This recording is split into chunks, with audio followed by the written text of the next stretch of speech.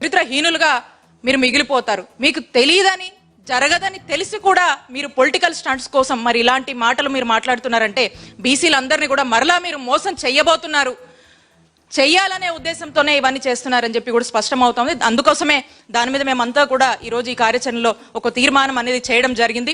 అలాగే ఎంతో వెనుకబాటుతనం, మరీ ముఖ్యంగా బీసీలు వెనుకబాటుతనం చాలా ఉంది. ఇంకా చదువుల్లో ఇంకా ప్రోత్సహించాల్సినటువంటి అవసరం ఉంది. ఆర్థికంగా కూడా అనేక ఇబ్బందులు ఉంటాయి. మరి అలాంటి పరిస్థితుల్లో అనేక ఇబ్బందుల్లో ప్రభుత్వాల అండతో మరి వాళ్ళ జీవనాలని గడుపుతూ వాళ్ళు కొంచెం ముందుకు వెళ్తూ ఉంటారు. మరి అలాంటి వాళ్ళు ఈరోజు సంక్షేమ పథకాలు లేక ఈరోజు చక్కటి వైద్య సేవలు కూడా అందట్లేదు. ఎందుకంటే ఆరోగ్యశ్రీ మీరు కట్టాల్సినటువంటి బకాయిలు మీరు కట్టట్లేదు. కాబట్టి ఇంకా కూడా వెనుకబాటుతనంలో ఇంకా కూడా పవర్టీ లెవెల్లోకి అనేక ఇబ్బందులు పడుతున్నారు. మహిళలు ఇబ్బంది పడుతున్నారు. ఏ స్కీమ్స్ లేవు, మీరు అన్నటువంటి మీరు ఇచ్చినటువంటి హామీల మీద మీరు నిలబడట్లేదు. ఇంకా చెప్పాలంటే 56 కార్పొరేషన్లు జగన్మోహన్ రెడ్డి గారు తీసుకొస్తే దానికి సంబంధించి ఇంకా చైర్మన్లను కూడా మీరు వేయలేదు. కార్పొరేషన్ నిధులు అన్నారు, అవి కూడా లేవు.